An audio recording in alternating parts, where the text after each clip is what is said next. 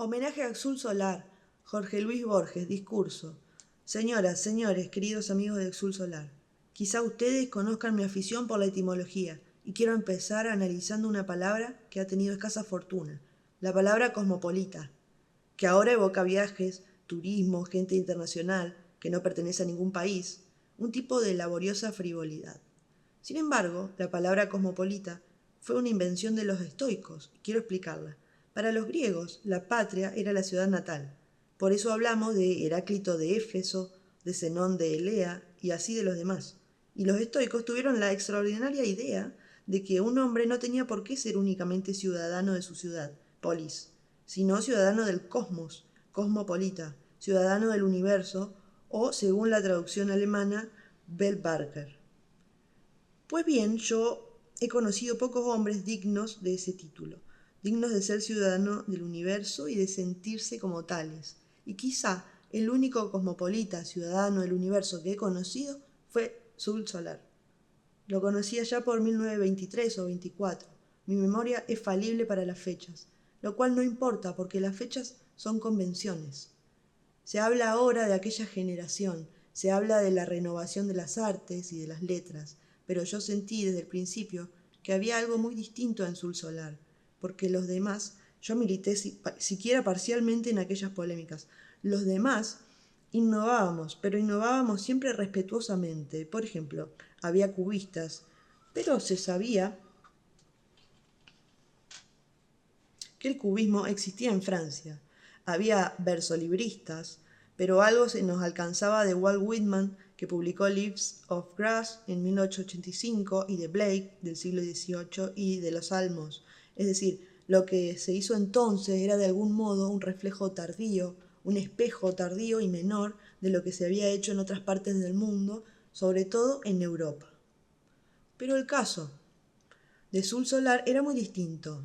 Es verdad que el nombre de Exul ha sido vinculado al más intenso y más vasto de los movimientos de renovación de aquella época. Me refiero al expresionismo alemán, mejor dicho, judeo-alemán. Pero creo que en el caso de Exul no hubo una imitación. Creo que en el caso de Exul hubo algo más importante, hubo una esencial afinidad. Lo conocí a Exul y comprendí que nunca había tratado con un hombre de tan rica, heterogénea, impredecible, imprevisible e incesante imaginación. En general, vivimos de memoria. Nuestra vida, como dijo Emerson, tiende a ser una cita. Pero Exul había inventado y pensado continuamente. Recuerdo un día de verano, un día espantoso de verano de Buenos Aires, de diciembre o enero. Yo llegué a casa de Exul, a la calle La Prida, y le pregunté a Exul lo que había hecho y comprendí inmediatamente que era absurdo preguntarle a alguien qué había hecho cuando ya era mucho sobrevivir a esa opresión de calor húmedo. Y Exul me dijo, no, hoy no hice nada. Ah, sí, dijo después, fundé 12 religiones después de almorzar. 12 religions post-coming, creo que dijo. Pero mi recuerdo del criol es sin duda defectuoso y anacrónico. Digo anacrónico porque Exul, que había inventado 12 idiomas, vivía también continuamente reformándolos. Me explicó lo del número 12. El número 12 correspondía a los 12 símbolos, a las 12 figuras del zodíaco. Exul creía que la verdad era una, pero que cada uno de nosotros, según su horóscopo, estaba predestinado para una versión de la verdad. Y entonces los hombres debían elegir, según su horóscopo. No hay que dar un paso sin el horóscopo, lo decía Exul, la religión que les convenía.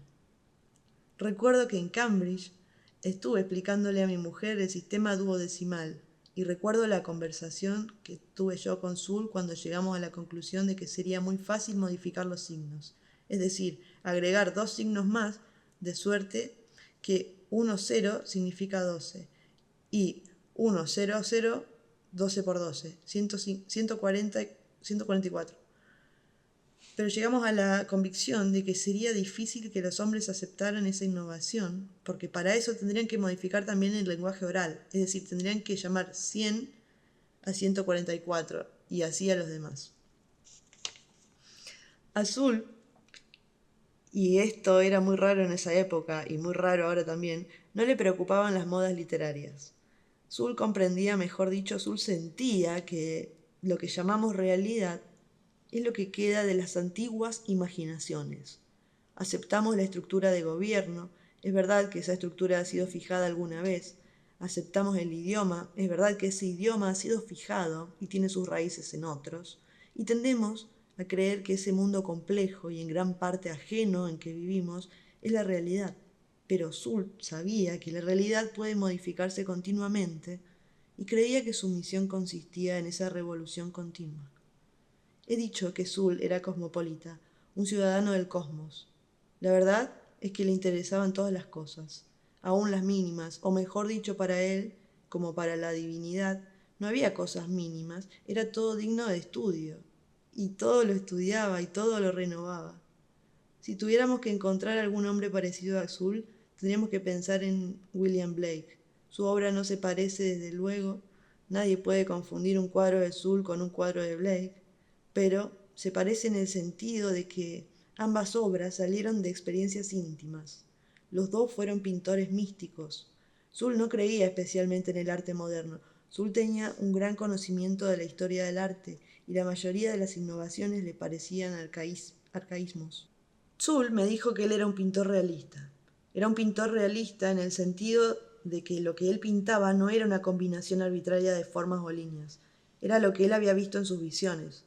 Zul me explicó que los visionarios ven, digamos, las formas del bien, las formas del mal, hablan con las divinidades que rigen al mundo. Zul creía en las muchas divinidades, no creía que la idea de un solo Dios, concepto del monoteísmo, fuera una ventaja, pero creía también que el visionario da ciertas formas a esas íntimas fuerzas y a esas divinidades. Por eso, un místico cristiano, un místico budista y un místico musulmán pueden ser igualmente sinceros. Los tres oyen y ven las mismas cosas, pero le dan su propia forma. Algo así acontece en los sueños. Noto que al hablar de Zul estoy insistiendo en lo místico, y esto puede ser una mala estrategia mía, ya que puede quedar de mis palabras la idea de que la inteligencia de Zul era ante todo una inteligencia fantástica y arbitraria, una mera curiosidad.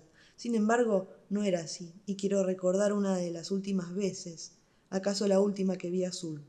Yo estaba en la Biblioteca Nacional con mi breve seminario de estudiantes del anglosajón. Estábamos leyendo el fragmento heroico de Finchburg. Zul llegó, le mostramos el texto anglosajón. Zul, que había leído tantas cosas, no había tenido nunca un texto anglosajón en las manos. No precisamos explicarle las dos letras rúnicas del alfabeto anglosajón porque él ya las conocía.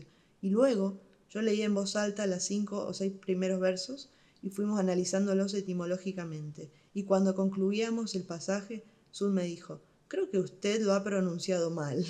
Yo me quedé asombrado y le dije que yo lo pronunciaba según las reglas del Dr. Switch y otros lingüistas.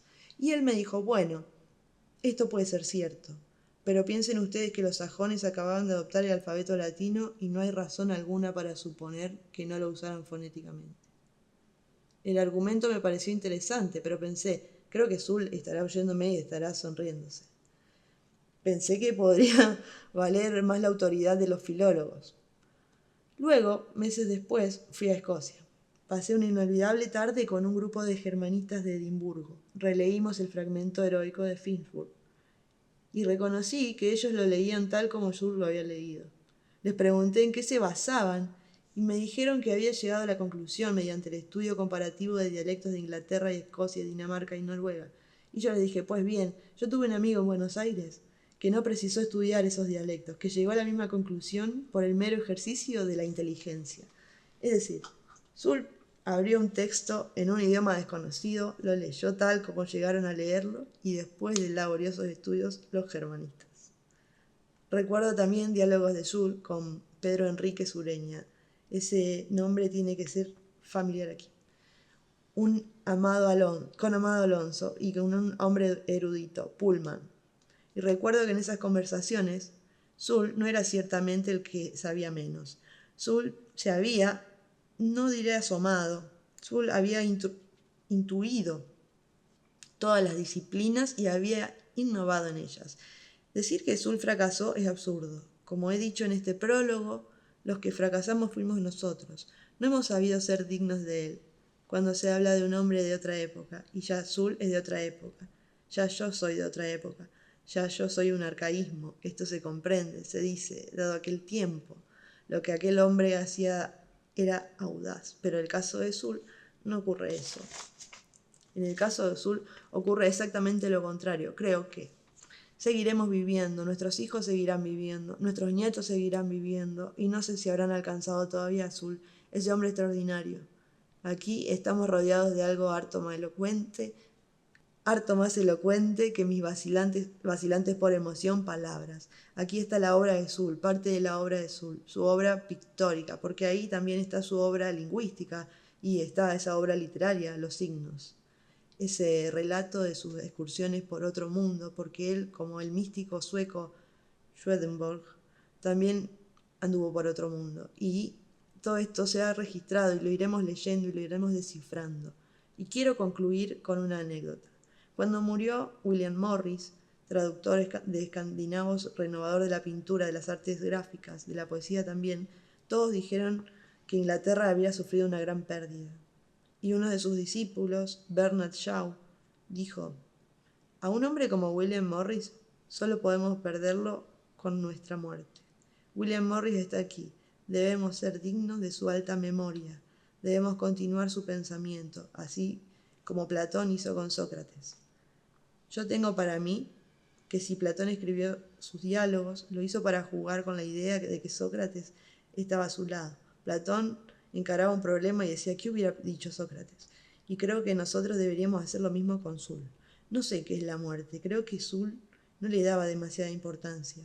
Sul creía no como una curiosidad, sino como una verdad en la reencarnación. Me gustaría pensar que Sul está aquí. No me parece inverosímil tan extraña muerte, que no resulta en lo increíble de creer en la vuelta de alguien, en su desaparición. Sea lo que fuere, Sul está aquí en sus obras y vive en mi memoria. A veces cuando creo haber inventado algo me doy cuenta de que Sul está inventándolo a través de mí. O quizá a pesar de mí. Los invito ahora a olvidar lo que he dicho, los invito a que vivamos todos juntos, a que convivamos, o polivivamos, o panvivamos, como diría Sul, en este mundo de sus visiones, de sus líneas, de la alegría, de la pureza, de la melodía de sus colores. Jorge Luis Borges, en el discurso de la inauguración de la exposición del homenaje a Sul Solar en el Museo Provincial de Bellas Artes de La Plata, el 17 de julio de 1968.